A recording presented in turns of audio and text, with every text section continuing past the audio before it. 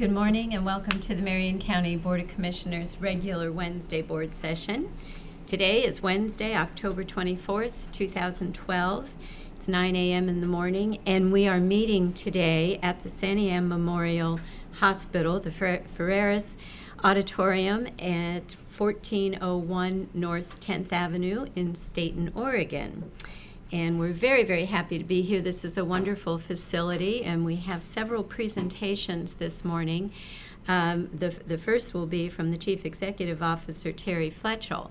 Before we bring Terry up, though, we do begin our meeting with the Pledge of Allegiance. If you'll join us. I pledge allegiance to the flag of the United States of America and to the republic for which it stands, one nation under God, indivisible, with liberty and justice for all. So again, we're taking our show on the road as we have done several other times this year, and I hope we will continue to do this into the new year. This is really a wonderful facility. It's a little bit different setup than we often have, but I think it's going to work just great for all we have on our agenda this morning. Again, I'd like to ask Terry Fletchell, the Chief Executive Officer here at Sandy M. Memorial, to come forward. And also with Terry is Lauren Benjamin, the Community Relations Director here at Sandy M. Memorial. We're very glad that you can both take a little time. Oh, we're very pleased. Board of Commissioners Carlson, Milne, and Brentano, honored guests, welcome to Sandy M. Memorial Hospital.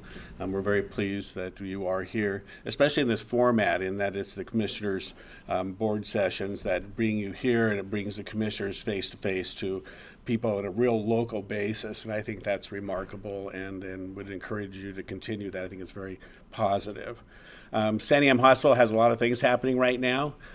We have a construction project. You might have noticed this building in the background. That is our construction project for the tower, patient tower, where all of our inpatient services will be moving into that tower from the hospital. So that will include surgery, inpatient care, ICU, scopes, all inpatient and surgical procedures move there.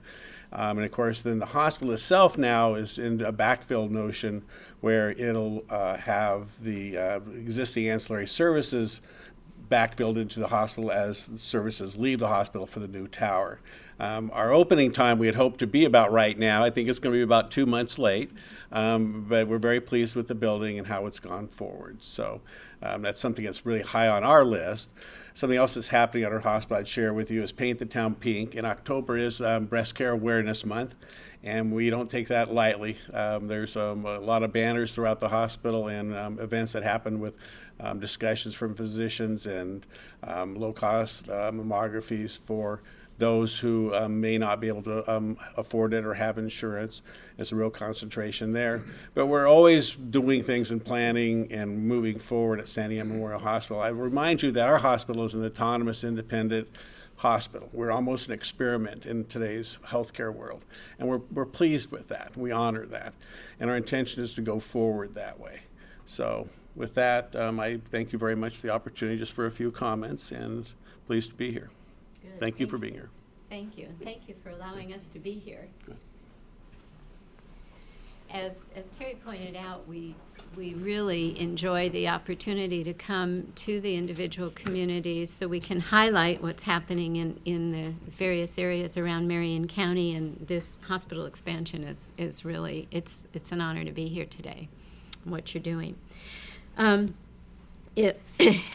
kind of last minute this morning as I got here and looked at the logistics here and how we're set up, I've rearranged the agenda a little bit. So in doing that, I don't mean to offend anybody or upset anyone's time schedule, but we are going to be moving a little bit, and so for the sake of the camera and keeping things running smoothly, I thought it might be best to move some of these. So again, my apologies if it is throwing anybody off. So we will move next to the State and Fire District. Chief Jack Carriger and State and Fire District Chief. And again, we are very pleased that you are able to join us this morning and share some information on what's going on at the State and Fire District. Well, thank you for having us here. Thank you for being in the community. It's nice to have the board come out and be a part of taking real interest in the entire Marion County, and it's a good reflection on your intents and purposes as board members to serve the needs of the community. We're right now our big project right now is we're in the middle of consolidation with our 911 center, which is the Santiam Canyon Communication Center with Norcom in Woodburn. We have currently moved all of our operations to the Norcom facility at the Woodburn Police Department, and we're in the process of creating a completely new entity, which is yet to be named, but we do have our 190 agreement. We just got it yesterday. We're going to do, that's the final draft of that, we hope. And we hope to be adopting that in the future, and along with that will come a name for the new entity. And this should absolutely be a strengthening of those two organizations to come together, and certainly cost savings, and we think it will make our operations much more efficient for the communication centers, and still provide the same level of quality service, and hopefully better. With that stability and that strength, we should be able to provide a better service.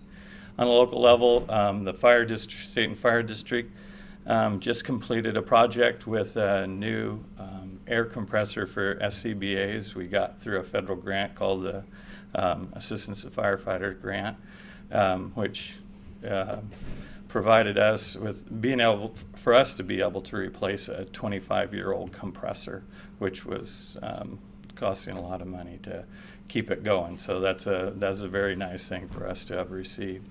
And we're just starting a project of building a new storage building. We just purchased a prefabricated steel building last week, and we're going to be going through the permit process for that.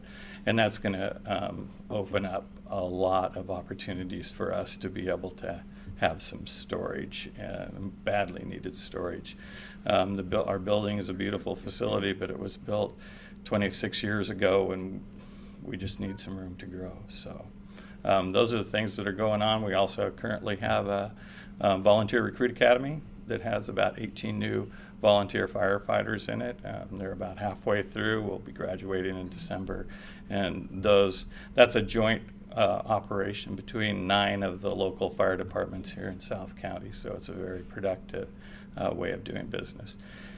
And we are continuing that effort with the 9 departments are now looking at a cooperative venture, and we're starting to do purchasing.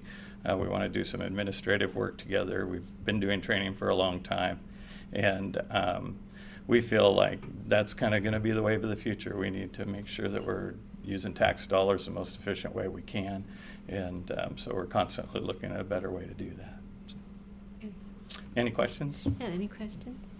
No, I'm just happy to hear about that cooperation. I know training's been going on, but you're taking it a step further with different administrative and I assume record-keeping aspects that can be overwhelming for a small department especially. That's what we're going to try to do, and in this group we're looking at, when we sat down and first talked about it, the whole philosophy was to go into it wide open, not to go in with roadblocks. But if it someday leads to the consolidation of 9 fire districts into one, if that's the best thing for providing service to the community and the best use of tax dollars, then that's what it'll be. We don't know how far that's going to go because we're just beginning in that, but I think it will be very productive and a very good use of time, labor, and skills from all of the departments. I've got one other question, Jack. I hesitate to ask. I don't know the answer, but I've been concerned for some time. I was happy with the merger of 911 services, but the community did build a facility here in Staten, Have you thought, or are there any possible uses for that structure? Well, the building is still going to be used, part of the building is still going to be used for the 911 equipment that's here in the tower and everything. And then once we're completely out of there, we'll be looking at renting the facility out for office space. Right now it's open. We're kind of looking for any of the possibilities and researching all of those because we do have that building there. That building will, under the current plan, the merger plan, the building will be paid off in 2 years. Okay.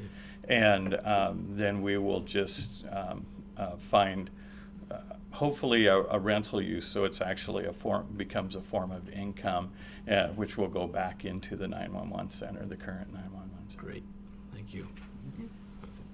Thank you for having me. Yes, thank you for being here. We appreciate that.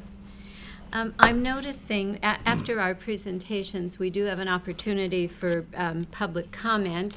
No one has signed up, and I'm curious if someone may have come in this morning hoping to share some comments and didn't get the opportunity to do this. So in fact, Don, I'm going to ask you if you'll hang on to that since we're doing things a little bit differently this morning, just in case somebody would come in and would like to participate in the public comment. Like George Smith, for example. Oh, he's going to be speaking Is a he? I little didn't see bit, it. yes. Okay, wonderful, thank you. Or anybody else? Okay. Next, I'd like to ask Nick Harville to come up, and he has some guests with him to do the SEDCOR 2012-2013 first quarter report. And Nick, I'm going to go ahead and let you introduce your guests.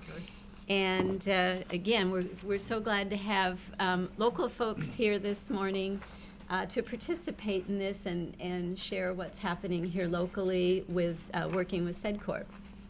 Thank you, Commissioners. I will report briefly that I'm currently working with 4 different companies on 2 manufacturers and 2 ag companies on major expansions.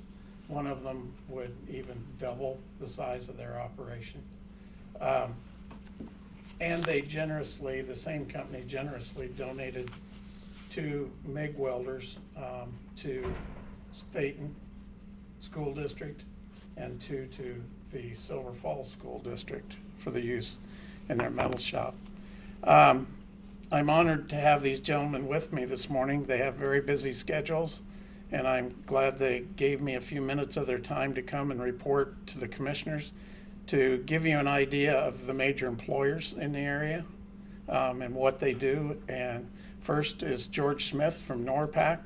Next is Bill Burrish, who is also from NORPAC, who's going to be talking about a partnership that we created between NORPAC and the school district. And finally, Marty Olson, who has Mastercraft here in town. So, George? Thank you, Nick.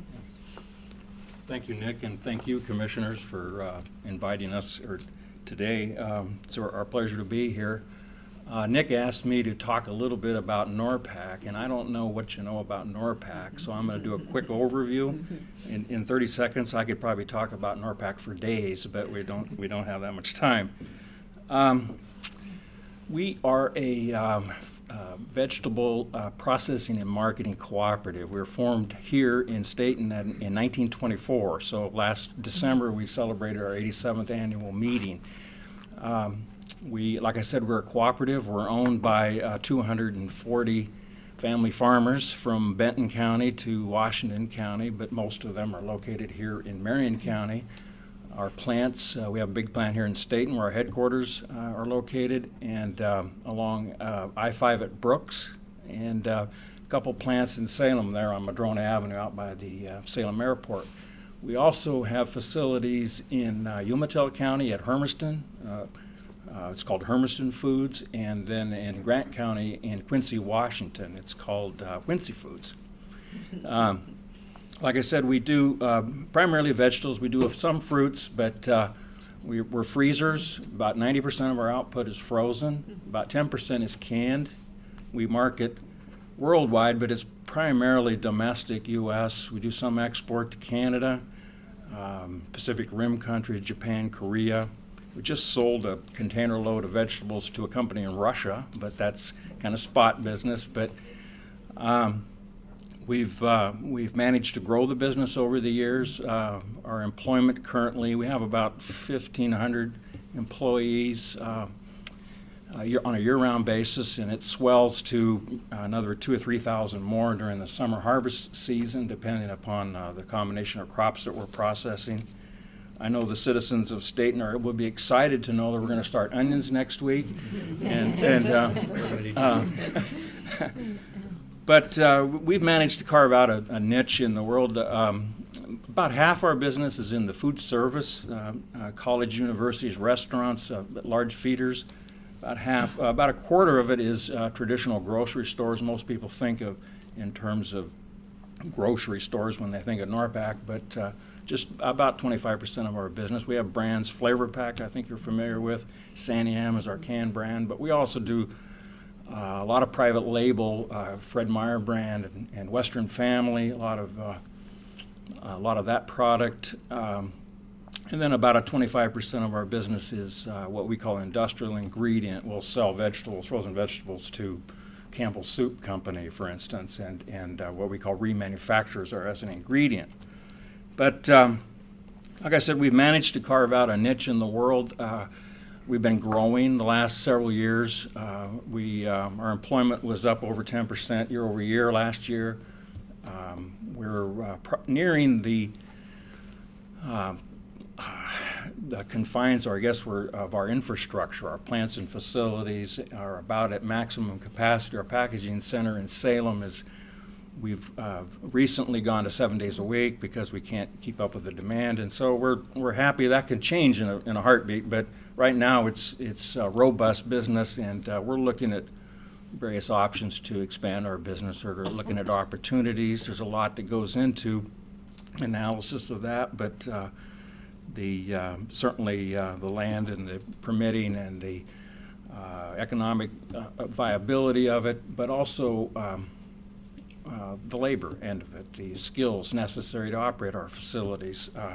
As time goes by over the years, our processing equipment has become more and more technically oriented, computer-controlled machinery, and necessary skills to build and service and run those machines has really grown, the skills necessary. And that's probably a good segue into our work with SEDCOR and Nick, and what we've done with not only SEDCOR but Chemeketa, and now a project we have with North Santiam School Districts. So I'd like to bring up the rest of the group, unless there's any questions about NORPAC. Any questions? No, it's all happy news, though, and you don't hear too many people talk about expanding anymore. We're fortunate it's working. We have good growers, good employees, and good customers. So thank you for having us. Thank you. Morning, Commissioners. Bill Burish over at NORPAC. Like a lot of other business and companies at NORPAC Foods, a large percent of our skilled and experienced workforce is retiring, and they have been for some time. We have a couple of lathe operators with 38 and 36 years of experience. We have a group of 8 maintenance folks at the facility that have collectively average over 27 years of experience, and 4 of that group are over 37 years of experience. So we have a refrigeration engineer that retired this past year with 42 years experience. We also had a maintenance manager just recently retire with 49 years of experience. To continue our success, we need to have some capable and semi-skilled workers that can bridge the gap for these retiring people. And to that end, NORPAC has been working with community folks. Nick Harville from SEDCOR has been a tremendous asset for us. He's come in and developed what we call a skill set pyramid, and I think you've seen those before. But what Nick has done is come in and interviewed a number of our workers, some of our veteran workers that are close to retirement, and he's identified the skill set for that workforce that's needed, and then we use that skill set pyramid to help not only hire people, look for the baseline people, the skills that are needed, but then also to train those people. So we have a set of training skills that we can train to. Nick has also helped us in terms of sourcing some skill training, some master trainers. And so we've been able to pull in master trainers to come in and to utilize those folks to train us on the skills necessary in the workforce. And then thirdly, Nick and the Santiam School District, we need to be able to come up and find those workers. And so to be able to attract them is very important to us. So what we looked at is a program to spur some interest in the school districts. And so what we will be doing, we'll be sending some projects over from NORPAC. We'll provide some materials and some projects to the school districts in their shop areas so that the students can then work on those projects. And we will also we'll take a look at bringing in some of those students into NORPAC so that they can see what's actually happening at NORPAC. And then we'll also send some of our folks to the school districts so that they can get a chance to visit with our folks as to what the job opportunities in food processing will be. So with that, we'll turn it over to Mastercraft. Thank you. Any questions? Questions? Thank you.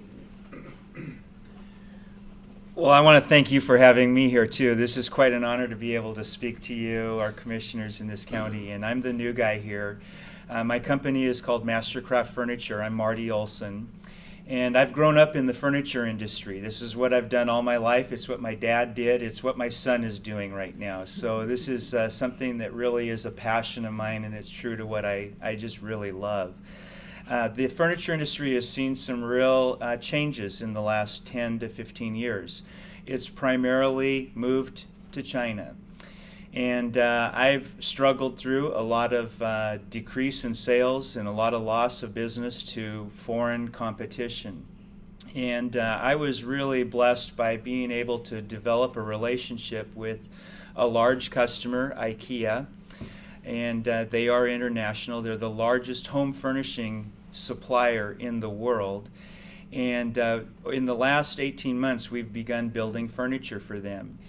I just had a visit from IKEA this week from their European headquarters, and we got the word this week that they want to double our capacity and grow more manufacturing here in Staten, Oregon. So that was really good news for me, and it was good news for this community too. What's really interesting with manufacturing in the United States is we've really lost our touch, particularly in furniture. And I've found that when I look at my manufacturing, I can't look to some of the local competitors to where do we grow, how do we get more efficient, how do we just be better at what we do. I've just been invited to some European furniture manufacturers, and I've already been to some Chinese manufacturers, but we're trying to learn some of the techniques that are happening globally and bring those back into Oregon. I could talk forever, you guys, so Nick told me like 5-10 minutes, but this is my passion, and I want to say a couple of things. I love Staten. I love the help that we've gotten, not just from Nick, but from the state of Oregon, from Oregon Business. I could go on and on about the help that we've received. We're working with the Oregon State University as 2 capstone projects right now with their senior engineering class. One is two of them are on production efficiencies, and 2 of them are on waste.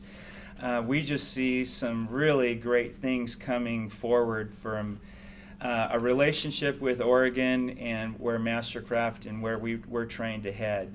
So. I don't want to bore you, but I just love to have you come and visit what we're doing and see where we're going and what we're trying to accomplish, and it's really exciting. It's exciting to see manufacturing of a product that's gone offshore and to see it come back into America. And it's exciting to see employees who've come to our company and who've said, I've been out of work for 3 years, I'm desperate for a job, and find a home where they can have steady employment. I will say a couple of things just about some people that we've hired is, I'll ask a lot of people, what are you looking for? And the comment that I get the most is a stable place that I can come to every day for years to come. And I hope that I can be that type of an employer here in Staten. And I'm thankful for where we've come. So I'll stop with that. And if you have any questions for me, I'd love to answer them. Marty, let me ask for just first, if you said it, I apologize, I missed it. How many employees, and do you see, you mentioned working with IKEA and possibly doubling capacity. What does that mean in terms of employees? And that's a great question. The goal is we become more and more efficient. But the reality is when we moved to Staten, we came with about 100 people. We're at 160 right now. I would anticipate in the next year with the new groups that we have that we'll probably be bringing on another 100 full-time employees. Wow. So it's pretty exciting from where we're at. So we don't know where we could go from here. We're looking even at this is down the road, but some possible expansions of our building here in Staten too. And so we're looking at some businesses that could cluster around ours that can service what we're doing too. So we anticipate not only what we're hiring, but more jobs to come into the community through what we're doing. And then following on that, and this is really good news for the city of Staten and the local area, employees, are you seeing a good pool of employees very locally? Do you have to spread out, branch out a bit to find individuals? And also, could you touch on the variety of jobs and the skills that you're looking for? Well, that's a great question. And, there's a large pool of people that are looking for work. And I have stacks of applications. And that's a sad part. On a negative side, I have a lot of people who haven't worked for a lot of years who really don't want to work. Mm-hmm. And, they are desperate for a job, but when it's hard work and they really have found that they don't want to be there. But that's the negative side. There's a few people, and we found a lot of people we have a lot of unskilled labor, and we're looking for positions in purchasing and engineering. And so the variety is from, someone with no skills that we can train, which we prefer a lot for our production work. And there's opportunity for some growth within our company. And then there's positions too that we have that, are really all the way up the ladder. So good. Yeah. Very good. And where the area that you're drawing from? We're drawing primarily from the we have a large number of employees that have come from the Staten, Sublimity, Almsville area, Mill City, out that direction. We've had some, former timber workers who have just said, my body can't take this anymore. I'm looking for something that, good work that would be easier on my body. A lot of people from the South Salem, Kaiser area also too. But we really, I would say that really 5-mile radius has been really a large pool of people. Oh, that's great. Yeah. That's great. Thank you. Any other questions? Well, I kind of want to make a testimonial for Marty and Mastercraft in terms of the community here. Just this last weekend, Marty, Mastercraft donated some of their product for the Regis auction, and my wife Tammy was a lucky bidder. You're going to enjoy that furniture. Well, that's what I'm going to tell you. On the recliner, not only does it look nice, it's just comfortable as can be, and I'm not making this up. She's just said, "Are you ever going to get out of that chair?" And I said, "No."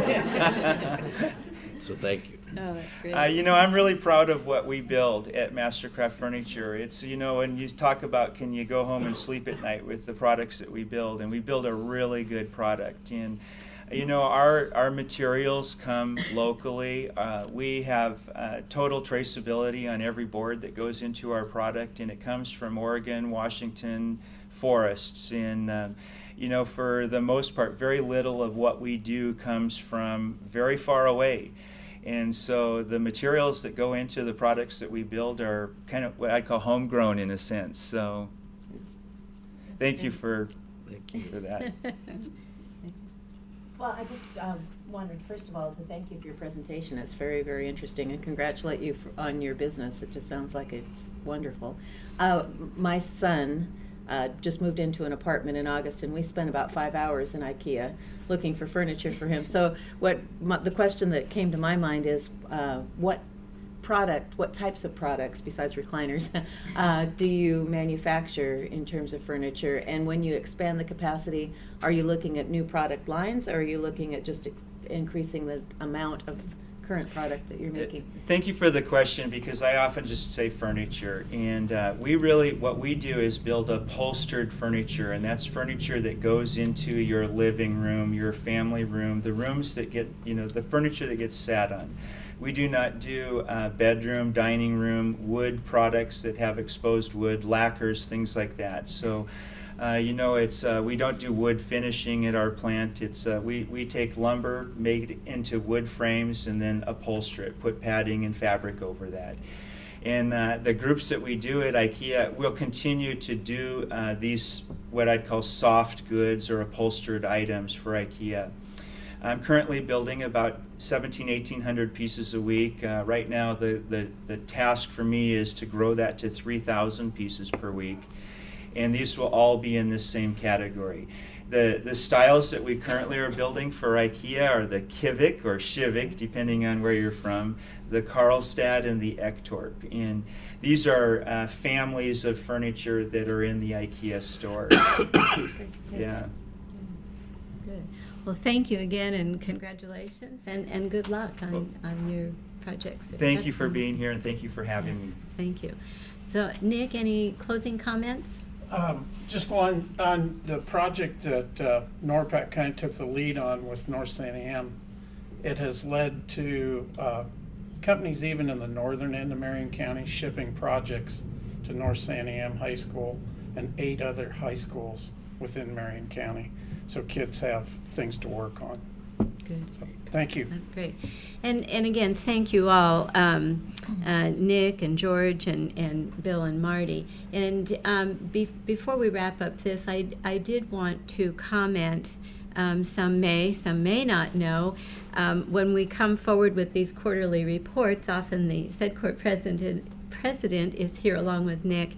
We're doing something a little differently this morning, partially because we wanted to highlight what's happening here in Staten, this homegrown good stuff that's going on, but also SEDCOR has just recently hired a new president, Chad Freeman, and he will be on board officially November 1st. And I sit on the SEDCOR Executive Board, and we're very, very excited about Mr. Freeman coming on, and the future of SEDCOR looking very, very positive. We will have Chad come soon. We're working on scheduling that, where Nick will come back, and also Byron Hendricks, the board chair, so we can introduce Chad to the community and hear from him and see what's new. Look then. forward to it. So thank you all again for being here this morning. We really appreciate this good news. Our next 2 presentations, we're going to have some slideshow or information here on the board. So we're going to move, and I think what I'd like to do, kind of keeping in the theme of local projects, local activity, is to have Bill Wooster come forward, and then Allison will wrap up with you. And Bill is going to do a presentation on the Marion County Public Works Sublimity and Staten Road Maintenance report. So while he's getting ready there, if we're going to move over here, otherwise everybody has to look at us instead of see the. And I can't turn my neck that far.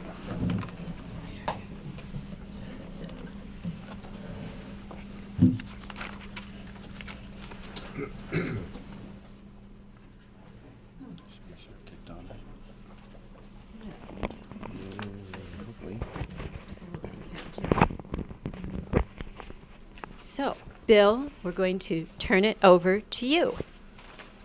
Okay, thank you, Madam Chair. Commissioners, we're waiting for the projector to warm up here. I can't talk without PowerPoint. It's a kind of really bad habit, I think. Okay, it's coming along. So while it's getting going here, as you've no doubt noticed over the last couple of months, we've been doing some paving work on extensions of Cascade Highway within the cities of Sublimity and Stayton. In Sublimity, it's Center Street, and in Stayton, it's First Avenue. And okay. All right, good to go, I think. So we basically divided the whole job into 6 different projects. 2 of them are in Sublimity, and the other 4 are in Stayton. And as you can see in Sublimity, they run from, let's see, I think there's a laser pointer here. Oops, uh-oh, wrong button. Okay, I brought my own. From Star Street down to just a little bit north of 9th is the Stayton, or the Sublimity projects. And then in Stayton, we ran from just south of Golf Lane, where it intersects Cascade Highway, down to Ida Street. And that sort of complements a project we did last year on Ida Street south to the river, which was in really bad shape. There's a lot of truck traffic on that part, and so we did that last year. So by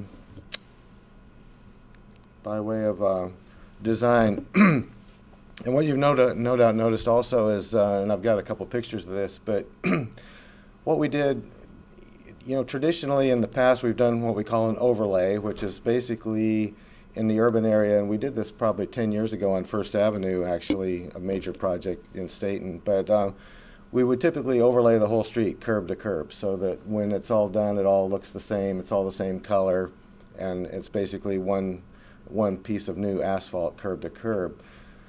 That is today pretty expensive to do, particularly in urban areas. One reason is that when at the curb lines, to keep the curb exposure, instead of building up more asphalt, what we do is we grind down to the curb elevation. So we take out asphalt near the curb line, and if the asphalt's not very thick, then you don't have anything left. So you have to put we call it a plug. So we put some additional asphalt in underneath to thicken that up, and then we'd overlay the whole street. So that's an expensive proposition. What we're doing now, because like everybody else, we're trying to make our dollars stretch as far as we can. We're doing a lot more what we call grind and inlay, and that's pretty much what it sounds like. What we've done in this case is the travel lanes is typically where the wear and tear is for the most part.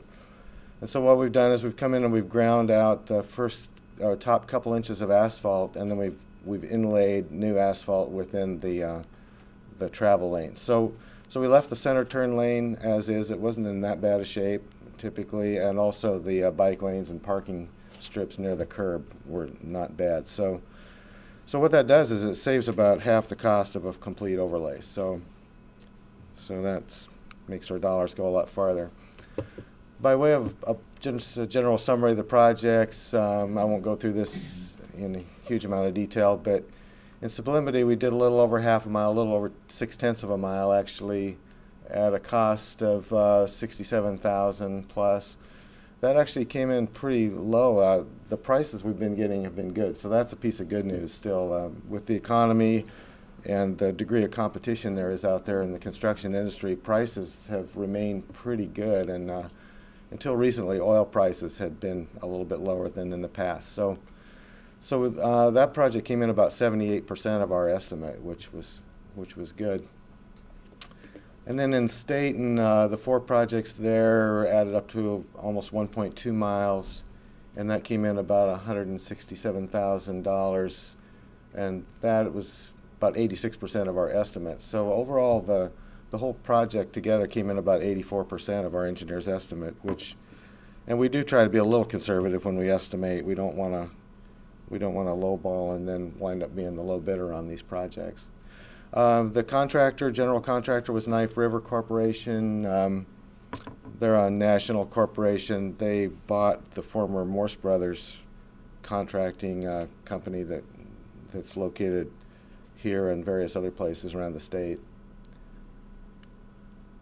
So anyway, back to grind and inlay. This is kind of what the project or process looks like. You've got a milling machine like that, and it's a little hard to see here, but what it's doing is it's going along and taking a swath 7 or 8 feet wide and a couple inches deep out of the existing asphalt, and it grinds it up and puts it in this truck. And actually, we don't throw that away. We actually reclaim that asphalt. We stockpile it, and it'll go back into new asphalt products. Up to maybe 20% will be reused. Or 20% of the new asphalt could be recycled asphalt. And then we also use it for other things like paving paths and various other things. It's kind of good for that. So then the inlay part of that, as it sort of implies, is here's the new asphalt inlay that's now going to improve, or at least bring the structure back up to what it was before we milled. And this is our thermoplastic marking crew, and they were just doing this last week, doing crosswalks and other pavement markings. This is really, I kind of wanted to highlight this process because as you can see, what they're doing is they're laying down sheets of this preformed plastic, and then they heat it with a torch, and it melts into the new asphalt, or actually the existing asphalt also. It makes a very durable stripe, so, and there's no cleanup. There's no chemicals or solvents you have to deal with. So it's really a good process, and we have found out by experience you do have to put it down in the correct location, because once it's down, it's not coming up. So so our folks are getting very careful about that. And that's kind of the finished product. You can see it's nice and bright. While it's still molten, they sprinkle glass beads in it for reflectivity. So when you see it at night, you'll see it really lights up when your headlights hit that. So just a couple shots of the finished product. You can see the travel lanes got the new asphalt in it. The center turn lane is as it was. And kind of same thing here. What I hope you've noticed, if you've sort of crisscrossed over these joints, is you'll notice how smooth they are. And those, getting those joints to be smooth and ride well and hold up, that's quite a technique that the contractors have developed. And you may have seen some loose sand out there. They use sand to make those joints bind together. And we sweep that up before we stripe, and you can see the striping's not all done there yet, but those joints really hold up well, and there is quite a bit of workmanship that goes into making those good. There's just another shot, pretty much the same idea, and kind of close up of the joints. So I thought I had one showing the parking strip, but that's kind of an overview. Be glad to try to answer any questions if anybody has any. I have a question. Yes. Why do they have to come back after the asphalt is laid and dig out all the manholes and do all that work after all of that new asphalt is down? Mm-hmm. Can't that be done preliminary? Yeah, that's a great question. Bill, excuse me. Yeah. Would you, so that everyone can hear clearly the gentleman's Okay. question, would you repeat the question? Okay, yeah, let me make sure I get this right. But the question is, why after the new asphalt is down do we come back and and take up asphalt around the manholes and then kind of rework those? So I think that was kind of your question. Basically what we do is, and I wish I had a picture of it here, didn't get one, but we typically put what we call a diamond-shaped, it's either concrete or asphalt. It's hard to get the paving machine and as it goes by to get the grades at the manholes exactly right. So what we do is we just you know, they run by those, they get the whole main line paved, and then we come back, and that takes some handwork to get those grades around the manholes to really work. So we typically saw cut a diamond shape around the manhole, dig out that asphalt, and then replace it with handwork so that it's smooth and it rides well. Thank you. Mm-hmm. Okay, anything else? Okay, well, thank you, and I appreciate the chance to tell you a little bit about what we did. And again, thank you, Bill. And I think I omitted to say Bill Wooster, our Public Works Director. And thank you for sharing this great project. Okay, well, thanks for the opportunity. And now, next, last but not least, Allison Kelly and Sheriff Jason Myers and Walt, and you guys are coming up too. I'm going to let Allison introduce everybody, but the item is Marion County Community Services Department presentation on the Drug Safe Project. And again, you've got a group here with you, and I'm just going to turn it over to you.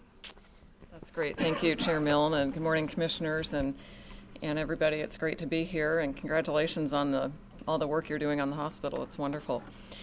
I'm the Community Services Director, Children Families Commission Director also, and with me this morning I have Marion County Sheriff Jason Myers, who is the co-chair of the Children and Families Commission, along with Circuit Court Judge Tracy Prawl, who couldn't be here today. And we also have Marion County District Attorney Walt Beglaw, and we're each going to talk. I'll give you a quick overview of what this project is, and then we are going to hear from our District Attorney on the question of how did we know we had a problem.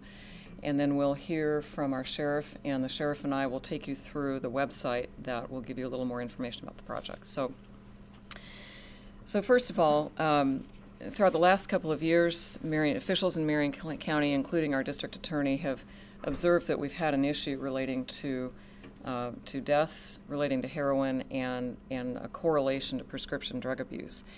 And Walt brought that to the Children and Families Commission over the summer, and we began talking about it. And we started being a little bit concerned because the mission of the Children and Families Commission is to help children, youth, and families be successful and achieve their full potential.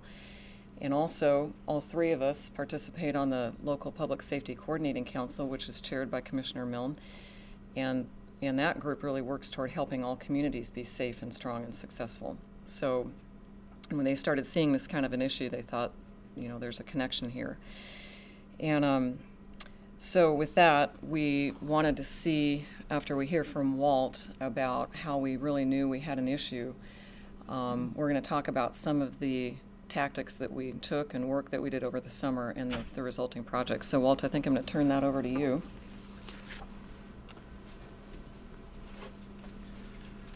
Well, good morning, members of the board, ladies and gentlemen from community here. It's great to be here. My name's Walt Beglaw. I serve as the district attorney on your behalf. I'm very privileged to do so. Last year, our chiefs and our sheriffs signaled a very grave concern is that at every socioeconomic level, they were seeing a rise in and surge in the use of heroin, not only in terms of deliveries, but possession of that. And in turn, we started to see a significant uptick in the number of fatal overdoses related to heroin and other prescription drugs. And in fact, through August of this year, 2012, they have doubled since last year. And the sheriffs and the chiefs brought this forward. This is what they were seeing at the ground level in every shape and size of home.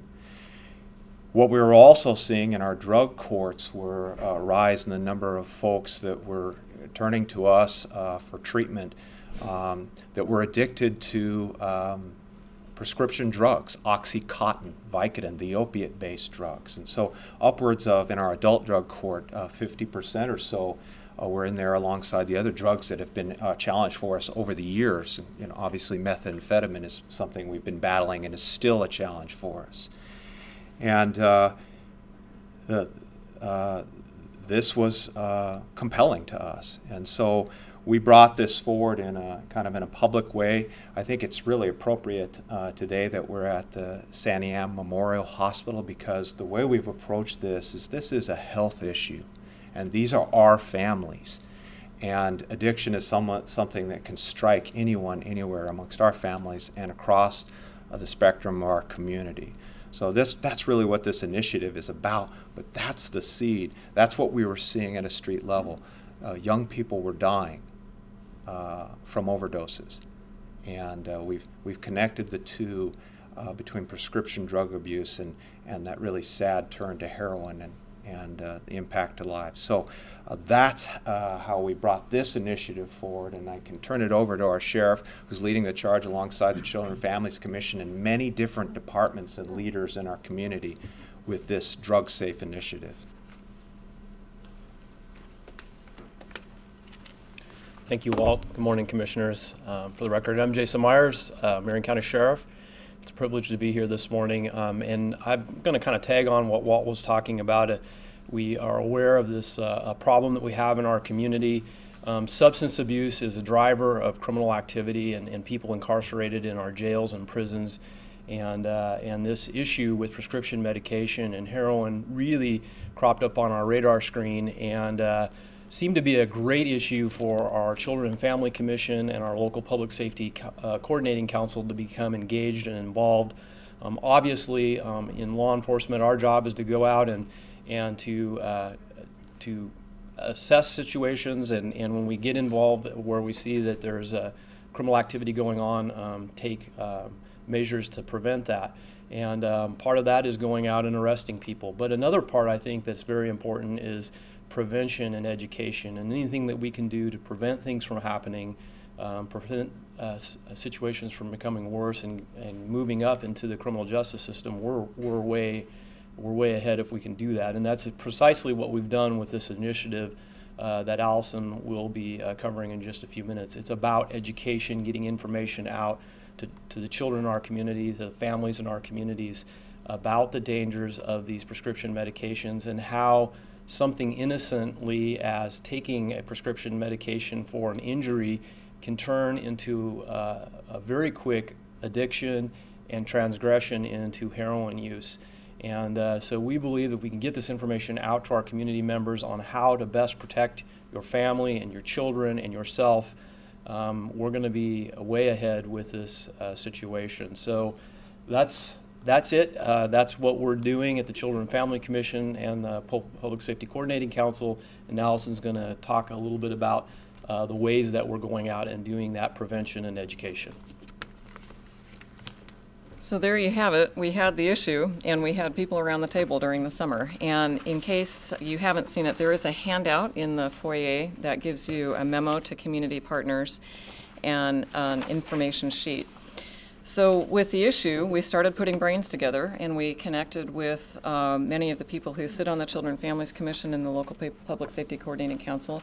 And I want to thank Commissioner Milne for her leadership of that group, Commissioner Brentano, who sits on the Children's and Families Commission, and really all three of you. It touches Commissioner Carlson, sees these issues, and is working on at a statewide level in many cases.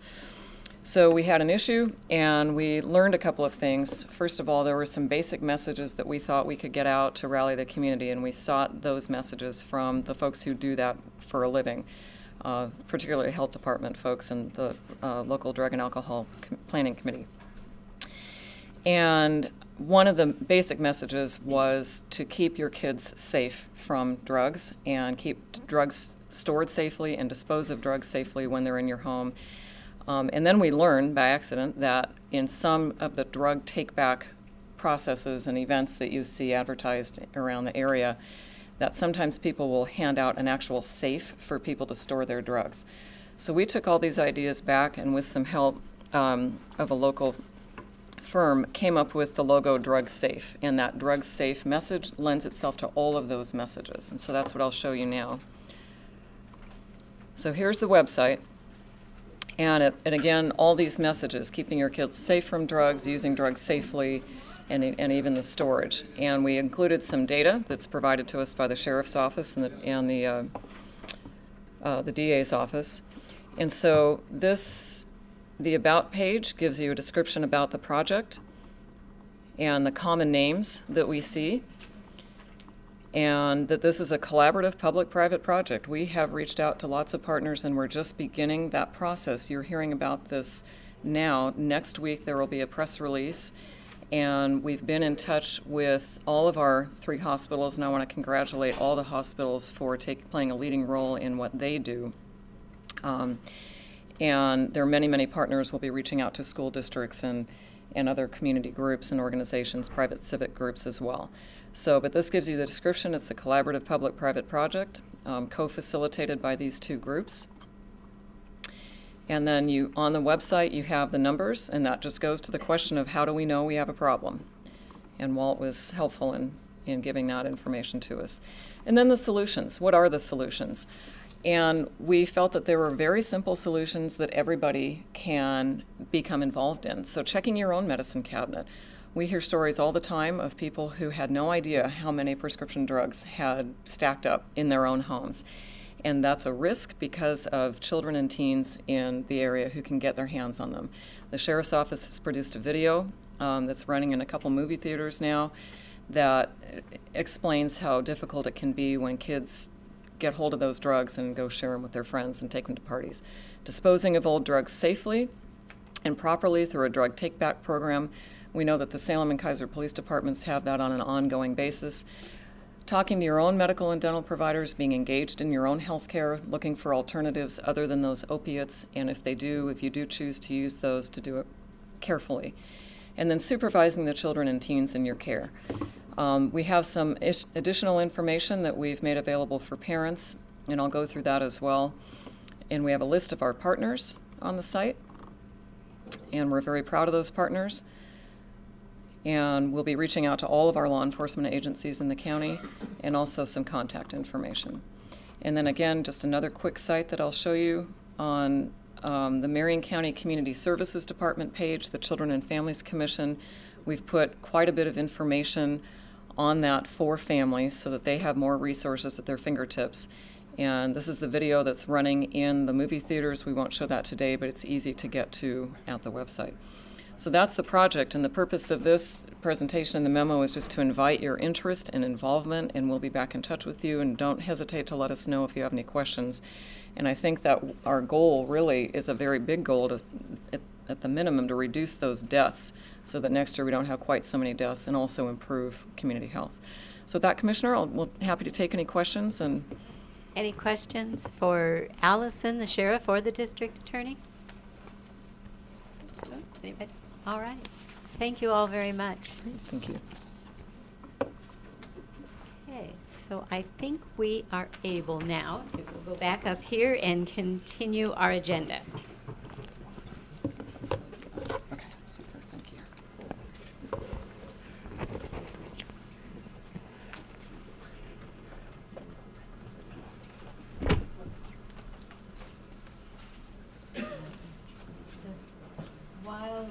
While we get seated again, Dawn, did anybody sign up for public comment?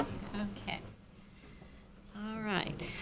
That was the next item on our agenda. So if we don't have anyone there, we will move to the consent item.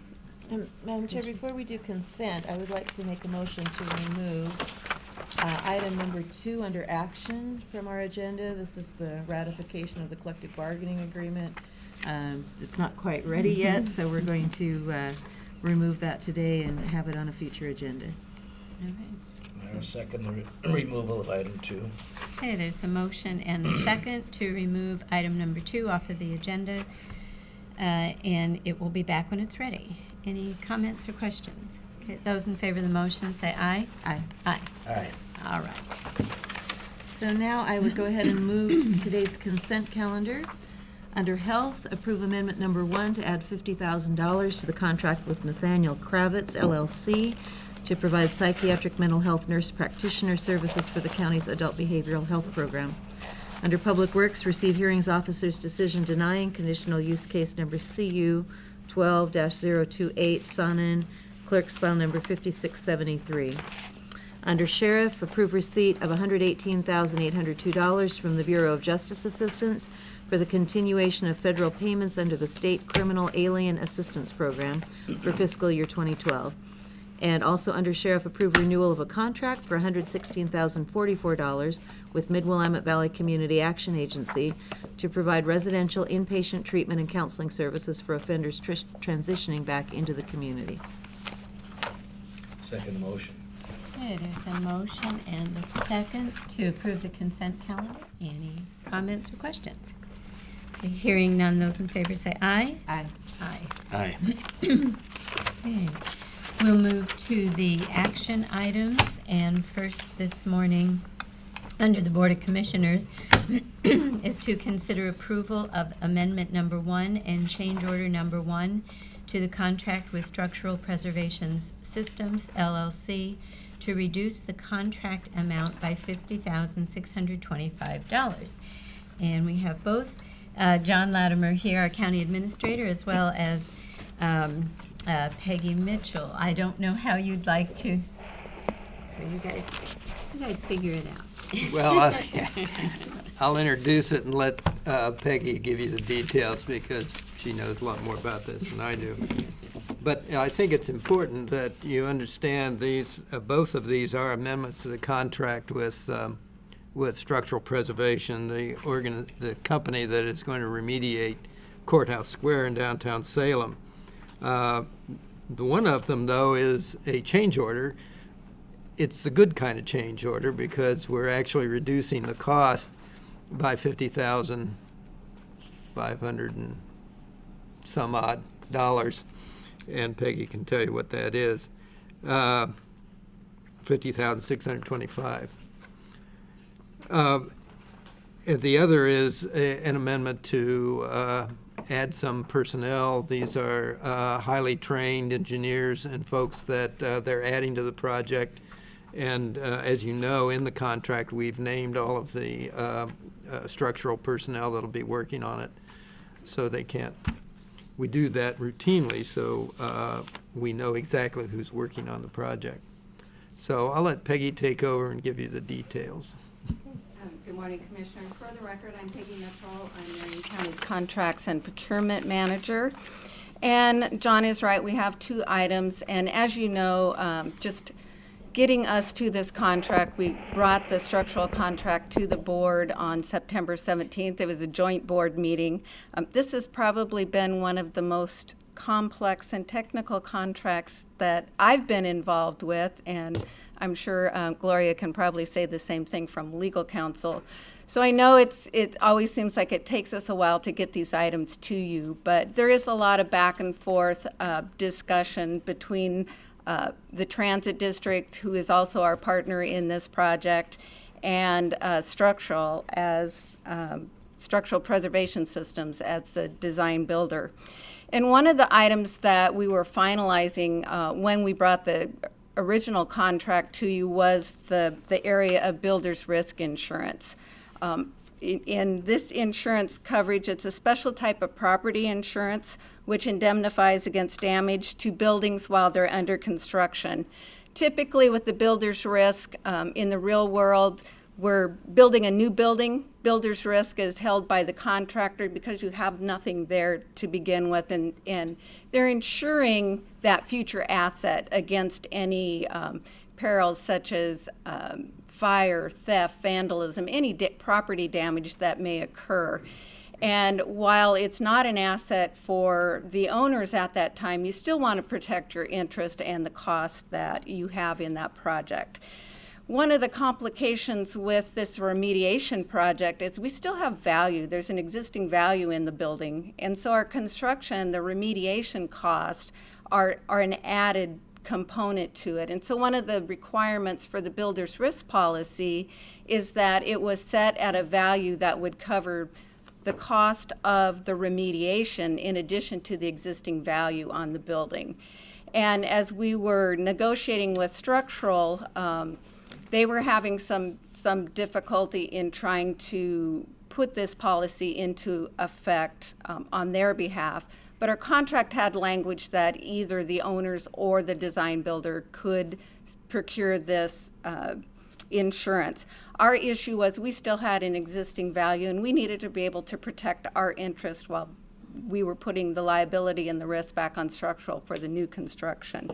So our risk manager was able to go out and procure the builder's risk policy at the levels that we were seeking, which is $35.5 million, which covers approximately $25.5 million for the new construction component, and then a $10 million existing value. So with that policy put in place, structural, when they presented their proposal and costs for the remediation, it was a fixed cost, and part of that cost was covering the builder's risk policy. So we were able to, since the county, or actually it was a condo association, Courthouse Square Condo Association, was able to go out and procure the builder's risk. The owners paid for the policy coverage. Structural came back, and the $50,000 is a credit back to the owners to help defray the cost of that policy. The $625, part of another requirement of the contract is that the contractor will have performance bonds and payment bonds covering the project for the full value. And in the construction world, the way they calculate those, it's based on the dollar amount of the contract. So by us reducing the contract by $50,000, we got an extra $625 credit that gets rolled into that bond payment. So, and then part of the process, as we were putting together the contract, we talked about how we would make changes to the contract as it moves forward. Typically, we always see amendments to the contract, and it can cover anything from scope to language changes to cost. In the construction world, cost and scope are always tracked through change order process. So you're seeing two documents today. Change order number 1 is really dealing with the credit that structural preservation is giving back to the owners. So we are reducing the price through the change order.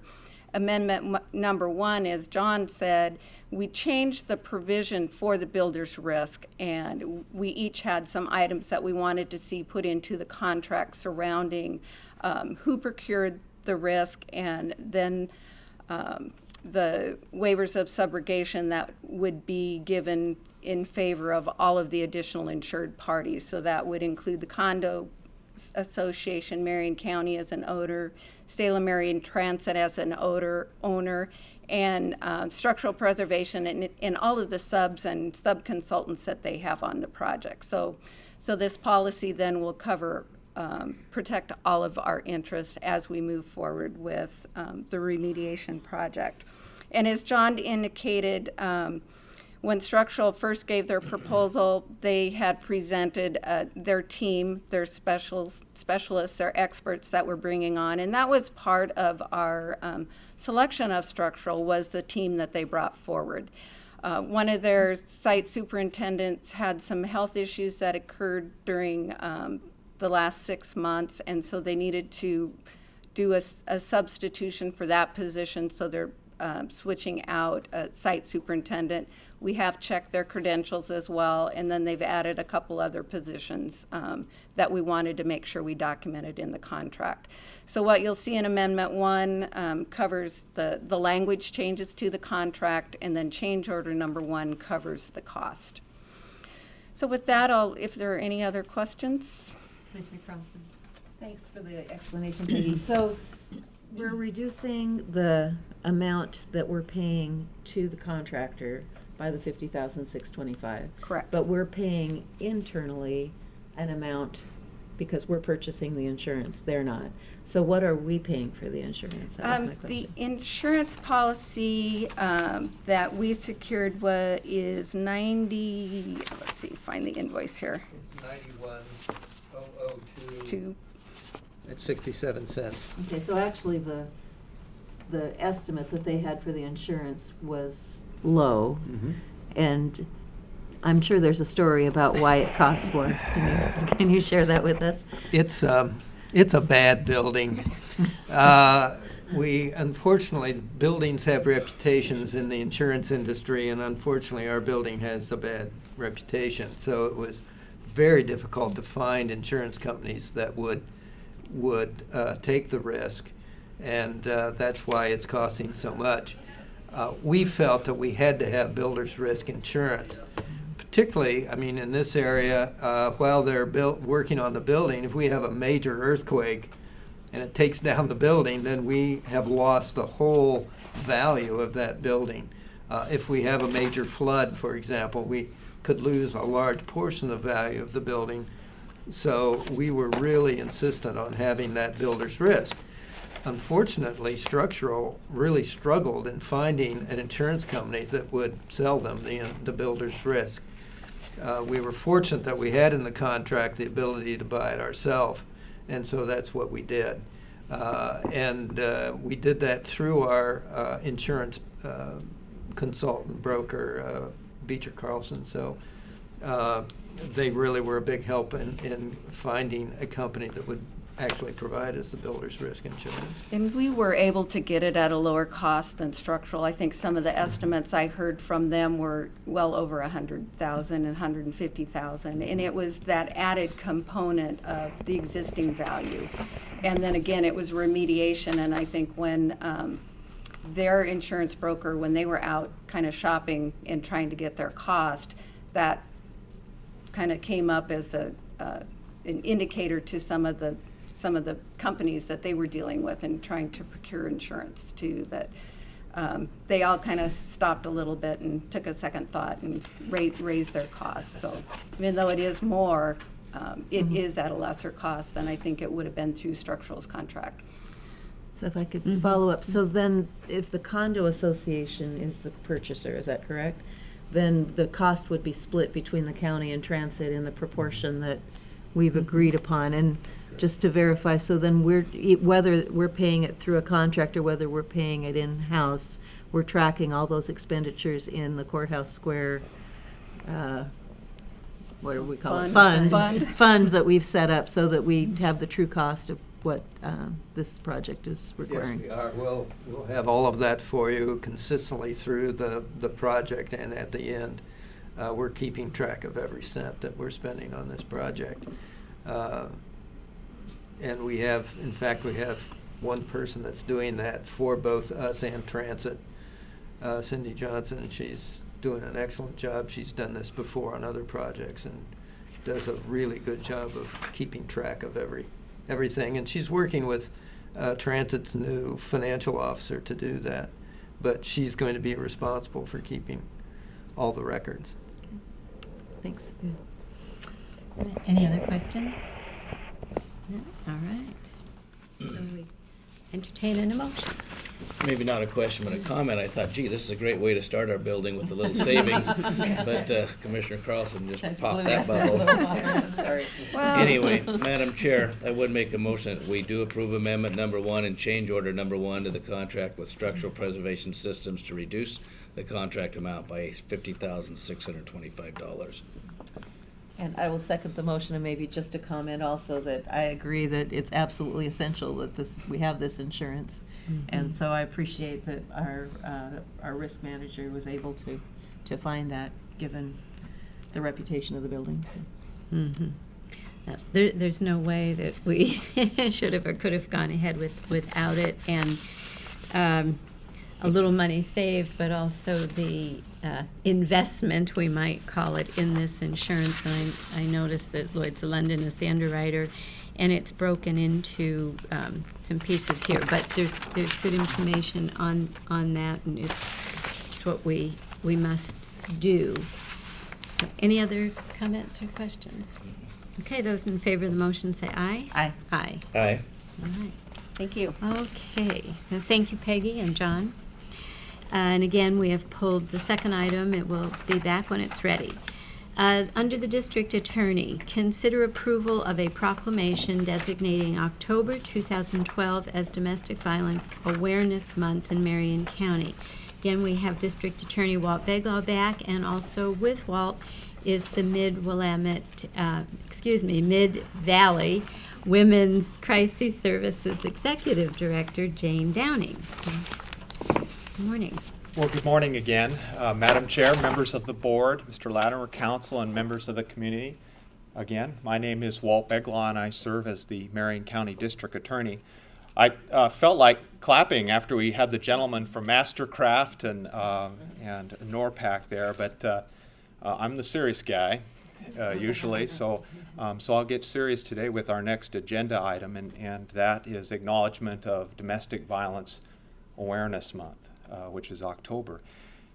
In a month where our communities are so dominated with politics, so dominated with debate and rhetoric, in a time and a season where there are many well-deserving ribbons out there serving the needs of our community, I really urge everyone in our community to stand up and embrace the reality of domestic violence. On any given Monday, and I've spoken to this before, the prosecutors in our office will line up and gear up to charge 10, 15, sometimes 20 cases, 20 individuals, 20 batterers who have slapped, punched, choked, sometimes stabbed, stalked a survivor of domestic violence in our community, simply from one weekend in Marion County. No community is ever or ever has been immune from the grip, the senseless yet deliberate battery of domestic violence perpetrators. We've seen it again at every age, in every home, every socioeconomic level, utilizing every form of emotional abuse, physical abuse, financial abuse, harm to their animals as a way to control their survivor. This year, Jane Downing and I wanted to highlight the sheer demand for services that are coming in our doors. Within the last year alone, from this date back, 1 year, the Marion County District Attorney's Office has had over 1,100 specific reports of domestic violence. These are the cases that are moving forward in your courthouse. Yet these are just the reported cases. These are the survivors that have come forward in some manner or another. Maybe it's a contact from the sheriff, maybe it's a call by a citizen, whatever. Just the reported. And it's very, very difficult for them to come forward because sometimes the system is unable to provide that certainty, that predicted safe outcome that we should be able to provide through a process where someone's being prosecuted and a victim needs to be heard. And secondly, very dangerous. And that's because of their batterer. And when a process becomes public, fear becomes instilled.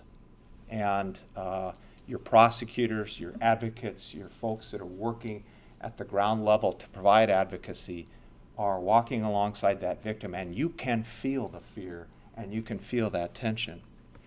So in addition to those 1,100 and some cases, which have been frankly, through this last few years, consistent, if not increasing, in many different arenas, we had over 700 requests for support, guidance, information, just in the Marion County DA's office alone. And these are your drop-ins, these are your referrals. They go to the counter in the courthouse for a restraining order, and they get sent down the hall to our office for on information on how to proceed. What is a restraining order? Does it protect me? These drop-ins, these cold calls are in addition to those 1,100.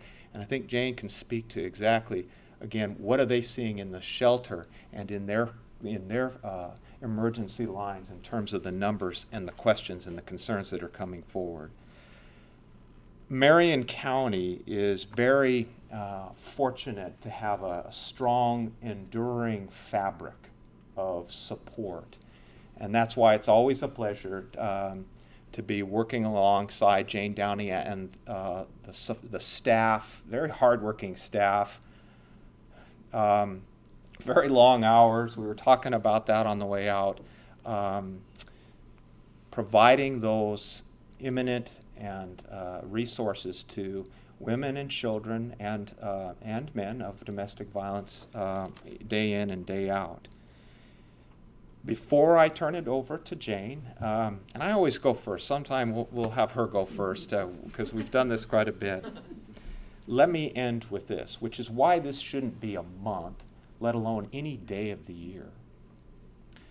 Women and children are being murdered in extraordinary and astonishing levels in Oregon across this nation, directly related to domestic violence. And you'll see in our proclamation the almost stunning numbers of murders. I mean, it's so prevalent now that as prosecutors, we can count on that being a significant source of the major work that we do, is trying to make sense and bring justice to a completely senseless act that leaves many of your communities here in Marion County, absolutely frightened and in awe. And that's part of the work we do. So I know that's a tough one to end on, but this is what we do. This is what Jane does at Mid-Valley. This is what we experience, and they see this. So let me turn it over to Jane, and she can share what they're experiencing relative to domestic violence. Again, thanks again to the board for having us year in and year out and have this dialogue. I know that we have some initiatives that we want to kind of move forward and examine in many different areas, in particular the Public Safety Coordinating Council. So thank you, and Jane. Thank you, Walt. Good morning, commissioners, ladies and gentlemen. I stood here listening to Walt, and I just want to say, while he brings some really hard numbers to hear, and I'm going to be bringing some also, I want to let you know how incredibly lucky we are in this community to have such a great partnership between the district attorney's office and your local nonprofit. This doesn't happen in many places in the state of Oregon and across the nation. So I always feel incredibly privileged that Walt and I do this together, because I think it says a really important message that we can make a difference if we all work together. We need everyone's help to be able to do this. So I just appreciate you highlighting this issue and giving us a chance to talk to you. Walt gave you some incredible numbers. I want you to know I was sitting here thinking about how our numbers have increased, and I know I've told you about them over the years, but I sat here and realized that 4, 5, 6 years ago, we were seeing 10 to 11,000 contacts to our program every year. In the last 3 years, those numbers have been more than 19,000, more than 18,000, and again this year, more than 18,000 contacts to our program. So in the last 3 years, we've seen a doubling of practically of those numbers of people coming forward and saying, this is happening to me, I need help, I need support. And our staff has not grown until this year. And it grew in a unique way, and I'll tell you a little bit about that. But think about that, those numbers have doubled. Our staff runs every single day, and I know the Victim Assistance Office in Marion County, we've talked also, they do too. Our staff pretty much doesn't stop. They don't take breaks. Don't turn us into Bowley, please. I'm trying really hard to say you have to stop, you have to take a break, but really the demand for services, people just walking in and saying, I'm in trouble, I need help. And they're doing it. They're there. They're a very dedicated staff. And I encourage all of you to come over and see what we do. And we cover all of Marion County. And we're so lucky that we have community folks. Sandy Ann Memorial Hospital, there are people here that are always drawing attention to that and referring folks to us to get help and support. And we love having those community members who are doing that. I do, while those are scary numbers, and you have the numbers in the proclamation about how many individuals have been murdered, I want to leave you with something positive from us. I really do, because there are some amazing things happening. Not only do you have dedicated people from the district attorney's office and from our office providing those services every single day, 365 days a year to folks who need it, we also have some exciting things going on. We're not just trying to do things just the way it's always been done. We actually have formed a partnership with two other nonprofits. We have a collaborative. And those nonprofits are the St. Francis Program and Helping Hands Resources. And what we've done over the last year is we call it the Pearls Project. So if you think about a pearl comes from this really rough, difficult environment and turns into something beautiful. And what we've done is we take individuals who come and stay in our shelter, and we had more than 300 women and children who stayed in our shelter over the last year. We take individuals that are in our shelter in crisis, and we help support them and then move them into St. Francis, where they get their own apartment and they get wraparound services. They get joint case management from both programs. They also get Helping Hands Resources, provide them with clothing to look for jobs. And then we all help them find housing. And one of the most exciting things that I want you to know about that collaboration is 100% of the individuals who have been in the Pearls program have gotten jobs, have moved into their own permanent housing. And that's because we're doing things in a different way, and we're making a difference in the lives of the people that we're helping. And we just need to do more of that. You know, we need the community to help us to be able to do more so that we can move folks from being in crisis, and we can do some prevention of those pieces, which we're both doing by talking about it and giving us the time to be able to do that. But doing more of that, where we actually move folks from that crisis situation into self-sufficiency, supportive folks in our community, and we can do it together. And so I just want to leave you with that glimmer of hope that while it's difficult and it's hard and you're hearing hard things, there is hope. There is movement towards doing things in a different way and making a difference for folks in our community. So thank you for this time. Thank you for all that you do to draw awareness to this issue and the things that are happening in our community. So thank you, and I'm happy to take any questions that you have. Okay. Let me just start with a comment, and thank you for sharing the information on that Pearl program. As I listen to both of you, and this is an issue that's of particular interest to me for many, many years, when you think about the heart-wrenching statistics and the tragedy involved, if it weren't for what you do, Jane, and what the Crisis Center does and your folks, Walt, think how much worse these numbers would be. That's the real statistic that is shocking, and being able then to get people away from these bad situations and on their own again. So they are horrible numbers, but it really, to me, reflects more the positive, what's being accomplished, instead of people that you can't even touch and reach with some kind of help. So, and I want to apologize that we're toward the end of October. So some might say, why acknowledge it now? But as we know internally here, you've been very busy, you were gone, and it's just simply important that we recognize this, and it's one that should be on everybody's heart every day of the year anyway. So we're bringing awareness to it, and I know through your organization and also yours, Walt, there are lots of ways that this is recognized and put forward in the community in a lot of ways. So any other comments or questions? Go ahead. I do have actually a comment and a question. So before my question, just let me thank you for coming and sharing the information and bringing the proclamation forward.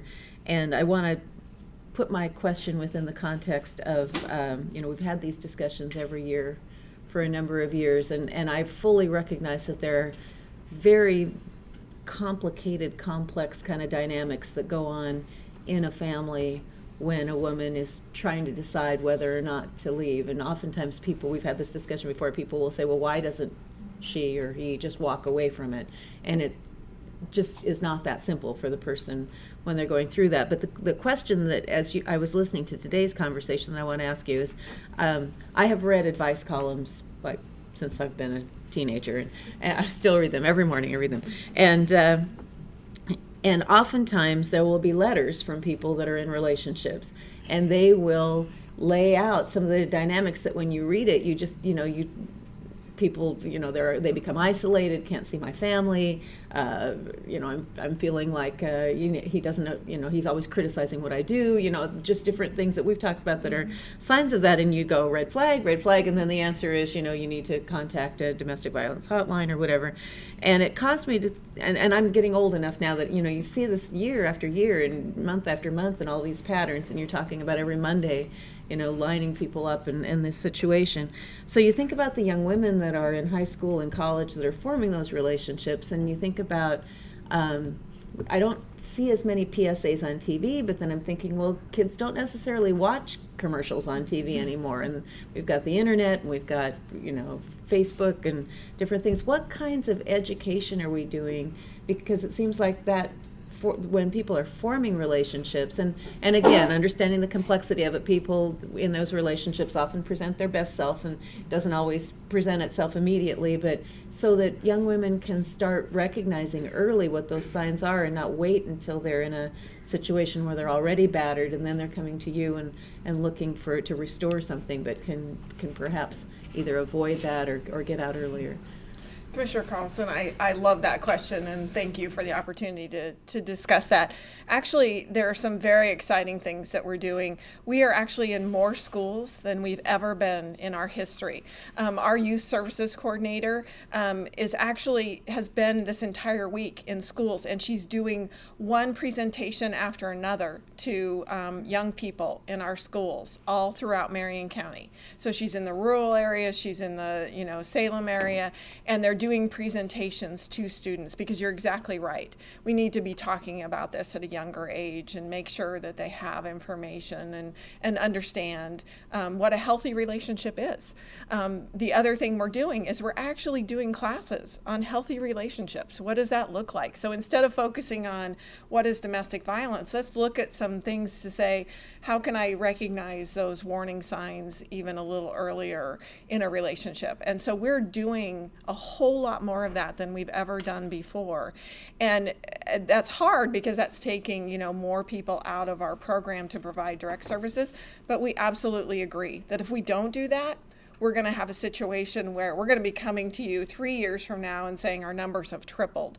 And while in some ways it's great when our numbers go up because that means more awareness and people are coming forward, in another way it's like, how do we have the capacity to even be able to meet the need for that? So that prevention is a big piece of what we're trying to do. And so we go anywhere. We do all those presentations for free, but we'll go to churches, we'll go anywhere in the community where they'll let us come and talk to them about this, because we know the more people who understand it, the less there's going to be of domestic violence, because those perpetrators that Walt talked about really won't have a place to kind of hide. And that's what they're counting on, is being able to hide behind that people don't understand it, don't understand that those isolation and emotional abuse and all of that are warning signs that something is happening. And so we're doing all those kinds of things to bring about a whole change systemically. And that's what it's going to take, is a recognition that there's just a few people in our communities that think they have a right to do this to other people. They're impacting a great many because they're going from partner to partner. So that's why domestic violence feels so huge. It's not that there's a lot of people doing it. Most of the people in our community are good people who would never hurt someone. But those few are impacting so many people. Probably Walt could tell you that a lot of the people they see week after week, they see them over and over and over. And that's what we need, is folks to understand that, and then we really can change things. So we are doing that, so I'm so glad you gave us a chance to highlight it. And I talked to you about that we had a small increase of staff, and what that was the state of Oregon actually put aside money to have co-located advocates in DHS offices. So we have 1.7, it was supposed to be 6 originally, but with budget cuts, it came down to 1.7, but they're actually in the DHS offices meeting with people and talking with them. So when workers see kind of a hint that something's going on, they're actually able to intervene early in the process. So we're trying to do some of those kinds of things, and it's exciting and scary all at the same time. But thanks for letting us highlight that. One more question. So the other question that I have, and I'm fortunate that I have 3 children and 2 of them are married and they're in very healthy relationships, but you read about parents that will write in and they just don't, they can see what's going on with their child, but they are having a hard time influencing that. So do you have recommendations for, friends, family members that are trying to help someone make that important decision about what they do about the situation that they're in? Absolutely. One of the largest volume of calls that we get is individuals saying, this is happening to a family member, a friend, a coworker. How do I help? We love those calls because we know the more people who understand it, the bigger difference it'll make. We do have advice for them. One is to get educated. Our website has tons of information on this topic, and so they can get more information to understand what's really going on, because the abuser is sending messages of, it's all that person's fault, the victim's fault, no one understands me, I don't want you around other people, I don't want you talking to them. And so the more information that family member has to be able to say, it kind of seems like you're being isolated a bit, can we talk to you about that? Also calling us, asking for advice. We're happy to give that 24 hours a day. If you wake up in the night and think, I don't know how to answer this question, or I don't know how to talk to someone, we'll help them be able to have the words to talk with them. Understanding that leaving an abuser is not an event, it's a process, and every person they meet is somewhere in that process. It may be they're in denial, or it may be today's the day I'm getting out, and everything in between. And an understanding that some days they're going to feel really clear, and I'm going to go, and I'm going to leave, and I'm going to get out. And other days it's going to be like, oh, but he promised that this time it's going to be different, and I really want to make it work. And children are involved very often, and so that makes it hard. They want that involvement for the family. So if they have an understanding of that, it's going to make it so much easier. And understanding it's going to be hard. It's not going to be an easy process. It's not going to be pleasurable. But there are things that they can do that really will make a difference. Like saying, not drawing the line in the sand, well, we tried to help you before and you didn't leave, so now we're never going to help you again, because that's exactly what the abuser is counting on. But saying, we're going to be here when you're ready. And there's a program here that can help you if you would like. Leaving out brochures, leaving out information, going to a training and then saying, I went to this training, did you know this? And even though they're really talking to them, they can just say it in general. I had no idea that it was like this, and just being able to have some of those conversations. So there really are some things that people can do that can make a huge difference. And then we hear from people saying, my mother talked to me about your program, or my sister talked to me about it, and I'm calling you. How exciting is that they got the help that they needed? So thank you. Any comments? Well, just a couple comments. I always find these, I'm trying to think of the right words. I find these presentations eye-opening, comforting in some ways that there's somebody there dealing with it, and I'd really like to congratulate and highlight Jane and Walt and their organizations for what they do, because I know it would be a whole lot worse out there without them. So maybe it's time to make a motion, and I would like to make a motion that we approve a proclamation that designates October 2012 as Domestic Violence Awareness Month in Marion County. I'll second the motion. Okay, and before we vote on the motion, again, I want to personally thank both of you, Jane and Walt, for all you're doing, and listening to the questions Commissioner Carlson had and your responses, Jane, and when people say, well, what can we do? Yes, advising people to call the Mid-Valley Women's Crisis Center is really important.